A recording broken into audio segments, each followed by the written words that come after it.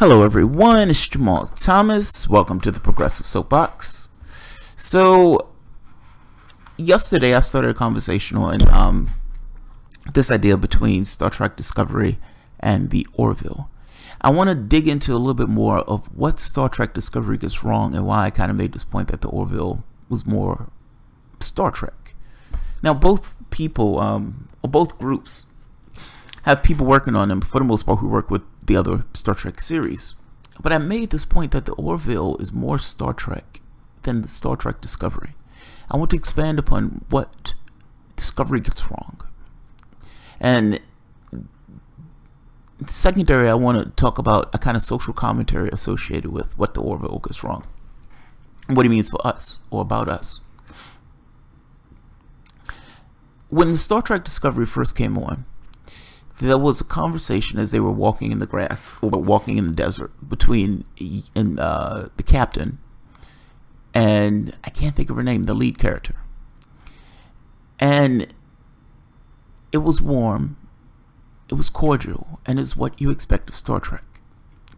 Within the first episode, that warm and cordial relationship ended up with the lead character attacking the captain of the ship. This shocks the conscience. It is hard to get that across. Unless somebody is an avid Star Trek viewer, like meaning somebody has watched the original series, watched Next Generation, watched Voyager, watched Enterprise, was with the series through all of these incarnations because there was something in them that bound them to that particular series. To see a crew member, let alone first in command, turn around and attack the captain shocks the conscience. Now, if you are just watching Star Trek for the first time, you may not necessarily see the gravity of it, but god damn it, if you were with somebody who was an avid viewer of the show, their mouth would have been open and they would have like, oh my god, what just took place? First episode. And it tumbles into this kind of problem area from there. So what I mean by that is, one of the glorious things about the original series and about all of the other series and the incarnations of Star Trek was the crew interaction. When Gene Roddenberry built that first Enterprise, he had all of these people from all these different races and cultures from around the world on the ship of the Enterprise. That thought being, this is a representation of Earth. And whatever problems Earth come across, if these people are working together, they can deal with those problems and they can exceed those problems. He had this view of humanity that was emancipatory. My wife laughs at me when I use that word. And she's like, is there another word for it? And I say, no, because I want to get across, it goes beyond this idea of this kind of freeing or this kind of revelatory thing. It's yeah, I like the term emancipatory. This idea of unbridled humanism. As long as these people are working together, these people can accomplish anything. It's a beautiful thought. It's a beautiful thought. And it's one of those things that binds people to the series in the first place. Now, you may have wars in some of these other Star Trek series, don't get me wrong. But think about the interaction between the crews. Think back to all of them. Even Archer and T'Pol. Humanity was in his first steps into space and he was antagonistic towards Vulcans. But within the first series, within the first year, there was a relationship there. That relationship got to the point that there was an alternate version where them two were there together and T'Pol fell for him, even though he was injured based upon something that took place, because she was caring for him. She was still a Vulcan, but you could tell there was some affection for him in that particular place. I'm making the point that that's probably the most antagonistic relationship of all the relationships in all of the series. And even in that relationship, she cared for her captain. It shocks the conscience to see somebody attack the captain. Now, this sets the tenor of the show. Every character, for the most part, that's on that bridge, not every character, maybe one or two that break the mold. They're all antagonistic towards each other. The engineering team thinks the captain is full of shit and thinks the captain is fucking nuts. This first officer dislikes the main character. All of these guys are each other's throats. The captain is this kind of dark figure that, yes, he's trying to win a war, but at the same token, he is morally gray. That in no way comports with any of the other Star Trek series. In no way. Doesn't at all. It glamours this idea of war. And I don't mean glamours. Glamours is the wrong word for it. But the science premise of the series is predicated on a war. Now, there is one thing that it gets right. If you're pushing in this space, you can't necessarily assume that each and every other civilization is going to be on board with the things that you're doing. The Klingon Empire looked at this thing as they're trying to assimilate us, and in assimilating us, we're losing our culture, and the last thing we want to do is lose our culture, so this is a war to protect our culture. So that part, that's interesting. But I'm just talking about the premise of it. How the bridge crew interacts with one another, how the team interacts with one another, how the ship interacts with one another. It's all predicated on a war. And it's a forced war to some degree. And the bridge crew and how those people interact with one another in no way look like Starfleet officers in any other series. In any other series. I understand this is a different universe. And when people say Kelvin timeline and all this other stuff, those things are just alternate universes for one another. It's each alternate universe is relative to one another, fair enough. But come on. There is a main timeline in regards to Star Trek, at least the main timeline that we ourselves have latched onto. And this is a main departure. This is a departure. I can get over some of the stuff. The bridge thing bugs the shit out of me. I feel like those heavy moral questions that these guys used to interact with on one show after the next. And yes, I understand you come into moral contact with war effort. But that's a forced moral issue, if that makes sense. The moral qualms that Star Trek used to engage in oftentimes didn't have to do with war at all. It was just human beings or people or beings bumping into one another and coming into conflict. And that conflict wasn't necessarily everybody being bad. The most interesting shows are the shows where each side is acting for a particular goal, and they're not necessarily acting to bad ends, and yet they're coming into conflict. How do you deal with those things when races have competing interests? That's not always a war. That's not always a war. Now, I need to go to the second point of this. Art, to many degree, reflects the society that's producing it.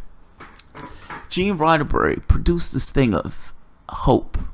Ultimately, the original series was humanity will get past its issues and it will grow up. It will grow up. And when it does grow up, all of the things that took place, all of the wars, all the poverty, all that stuff will be prehistory. It will be prehistory. The real history and the real timeline of humanity comes after humanity grows up and becomes rational. Now, seeing all those people on the ship, seeing this immense technology and everything else, seeing people have their needs met, seeing what it means to be a person when that person doesn't have these things weighing on them and tying on them, they're healthy. Their understanding, their value system is fundamentally different.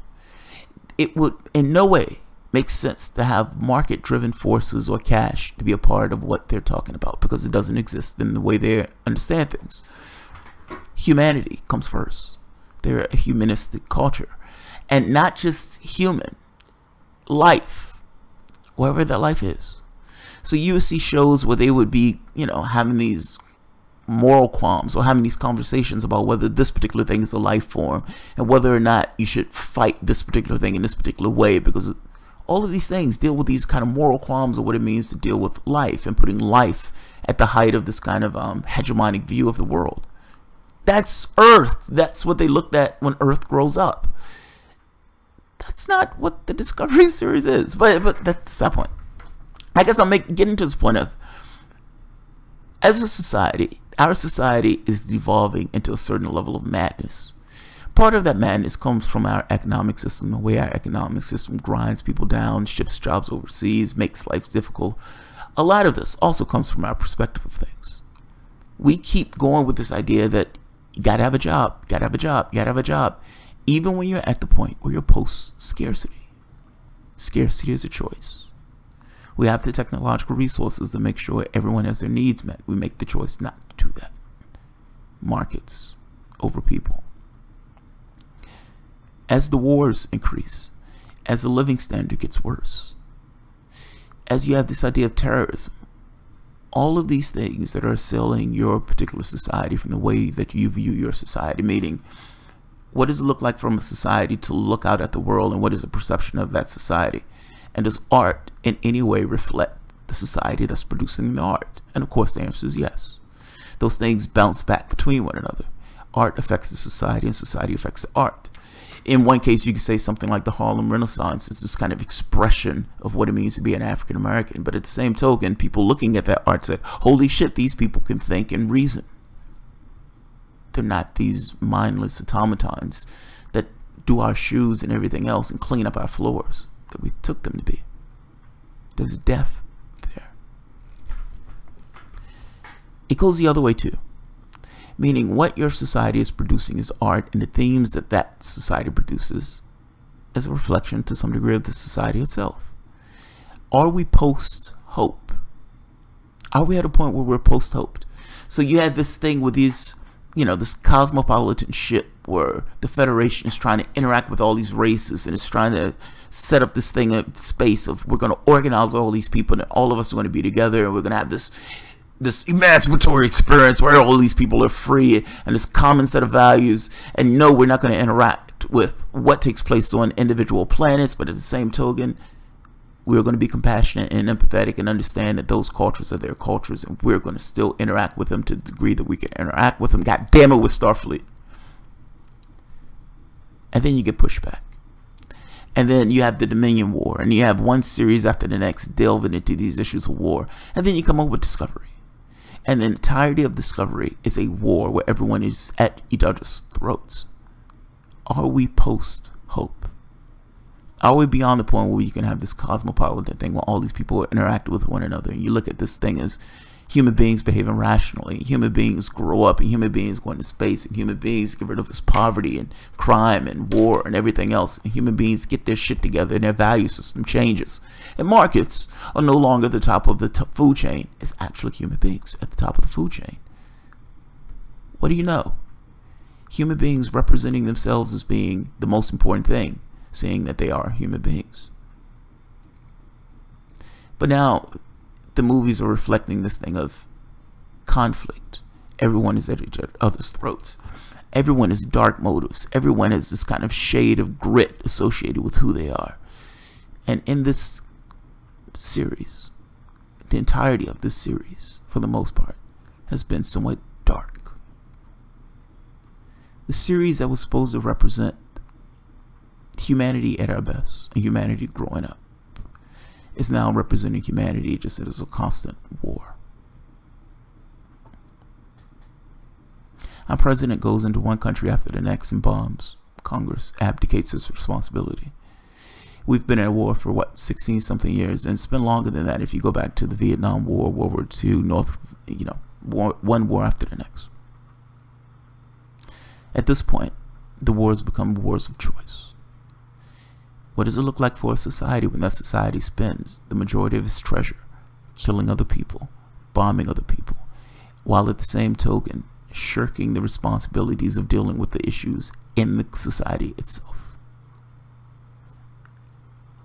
And when that society produces a show that's supposed to represent the best of humankind and represent humankind growing up, humanity growing up, it comes up with Discovery. All I'm saying is compare the original, compare the Next Generation, compare Voyager, compare Enterprise, compare how those people interacted with one another, and compare how they interact with one another on Discovery, and you will find a drastic departure in what it means to be Starfleet, what it means to have the value system of the people on those crews and how they interact with one another, and compare them to what it looks like on Discovery. There's a massive departure. There's a massive departure. I don't want to drone on about it because I know it's It's kind of sci-fi thing. But it's bothersome. I still watch the show because it's Star Trek. But it's almost like this thing that's supposed to represent the best of us is now mired in the muck of current politics and current reality. The Orville doesn't do that. The Orville goes beyond it. The Orville deals with the issues, but it deals with them from a perspective of being beyond it. Discovery doesn't. Discovery doesn't. So.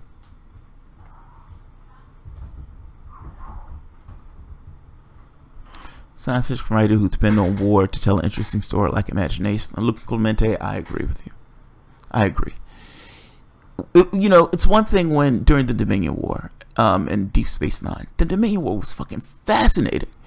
You had somebody else in a complete different quadrant of the galaxy. These people consider themselves or created beings, and those beings worship them as gods.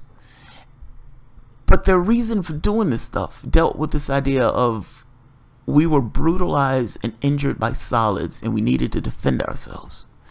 Now, this is purely understandable in creating aberrant behavior in people based on stress and abuse from somebody else. They were abused. They dealt with that abuse by trying to protect themselves, and protecting themselves, they became stronger. And in being stronger, they started to assert themselves on the rest of the galaxy. You can understand where they were coming from. They were wrong, but you can understand where they were coming from. You can even understand how they got into the war. But all of stuff was built up over, what, 5 seasons or whatever. Discovery starts off. The entire premise is predicated on a war. Again, it's not that I'm against Star Trek engaging in wars or something like that, but wars that make sense, or at the very least that are built up, and it's not everything is predicated on this idea of we're going to class it up, or we're going to make it glossy, and we're going to make it sexy, and we're just going to put these characters at war. You completely miss the entirety of Star Trek if you do that. You entirely miss it. Deep Space Nine had to deal with these moral qualms and issues and everything else, and Deep Space Nine had to deal with this war thing. Even the Federation, the Next Generation, had to deal with this idea of the Borg. But that's not the entirety of the show. That's not the entirety of the show. That's all.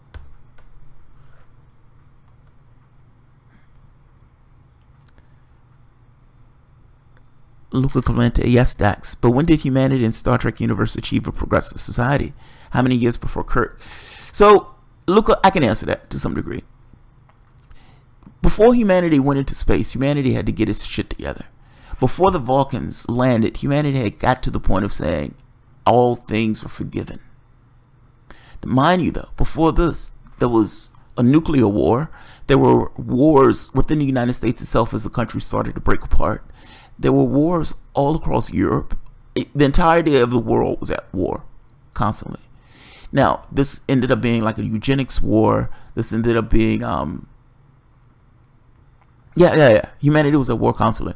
It was only when the ecology started to shut down, when the habitat, when the environment and the world itself could no longer support the life systems because of the shit that humanity was doing, that humanity came together and said, okay, let's put the shit aside and let's grow up.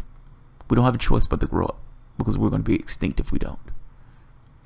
That was the point where humanity started to get its shit together. 20 years after that, Vulcans landed. Yes, I know a huge amount of Star Trek. I love this series, man. I love the series. Yeah, the Bell Riots was interesting. Cisco is the best, though. It's debatable. It's debatable.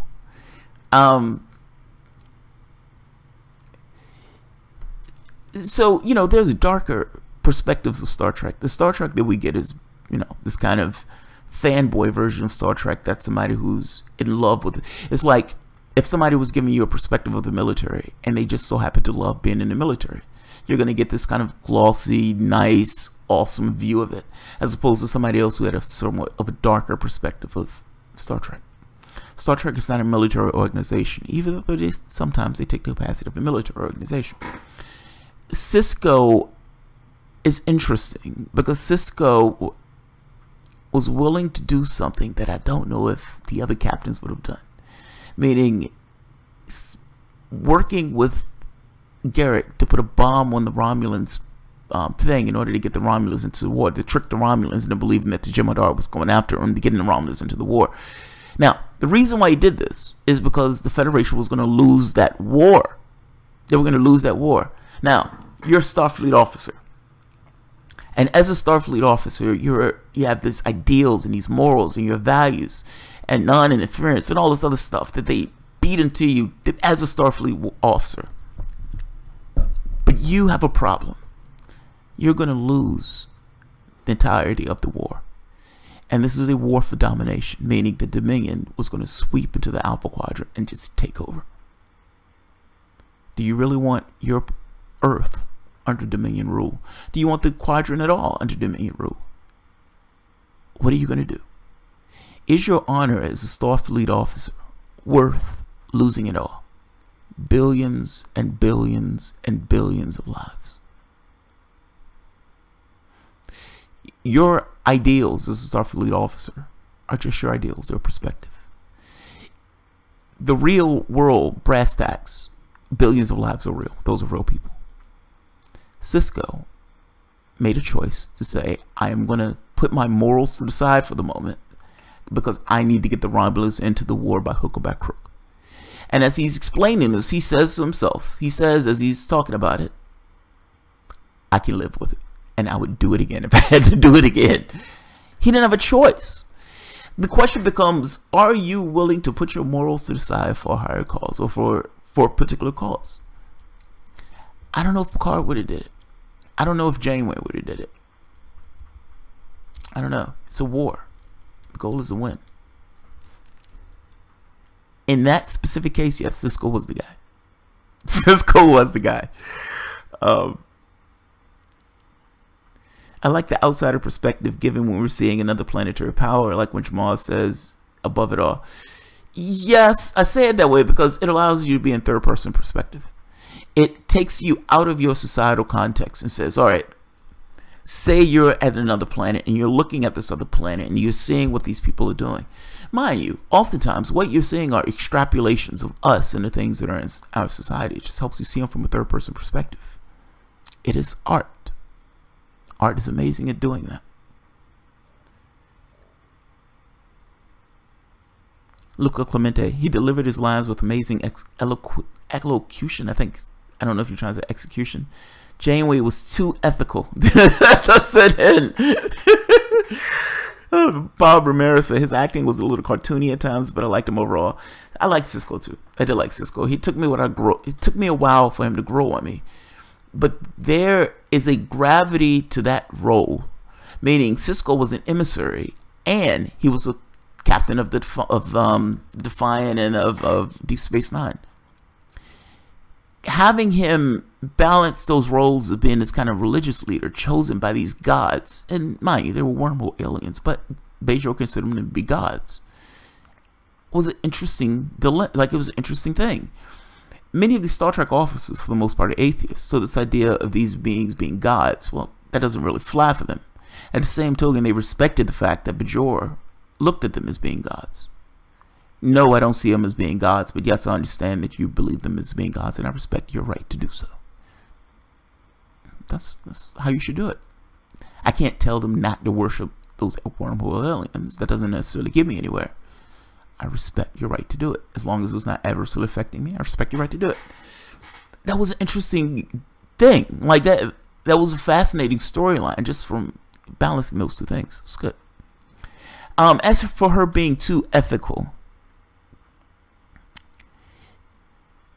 they're different. Their values are different. I keep saying that their value system is different. It's not the same. They're adults. They've grown up. There's certain things that Janeway did that I agree with you. I would not have. I don't think Picard would have let fly. I don't think Sisko would have let fly. I think Sisko would have ripped the Doctor bare and put him on that ship as opposed to letting that Doctor try to leave Voyager to sing opera. Couldn't believe she allowed that. I understand why she allowed it, but I couldn't believe she allowed it. I don't think the other captains would have allowed it. She wouldn't bend. No, she wouldn't bend. No, she wouldn't bend. She was a slot-free captain. She's Starfleet captain. Trek has writer's room, so the characters change from week to week as different writers take the character over for the week. If the story needs Picard or whomever to make out a character choice. I don't quite understand that one. Sitting, Chakotay had to keep her in check. Yeah, Chakotay did. I didn't like Chakotay, but fair enough. I liked him a little bit more when he started to be in a relationship with 7M9. Up to that point, I didn't particularly like Chakotay. Alright, I don't want this to go too long. I just wanted to give my take on the Voyager thing. Alright guys, I'm going to end it here. If you enjoy the content, feel free to share, write, and like, and subscribe. And of course, you can always support the work through Patreon. Thanks guys.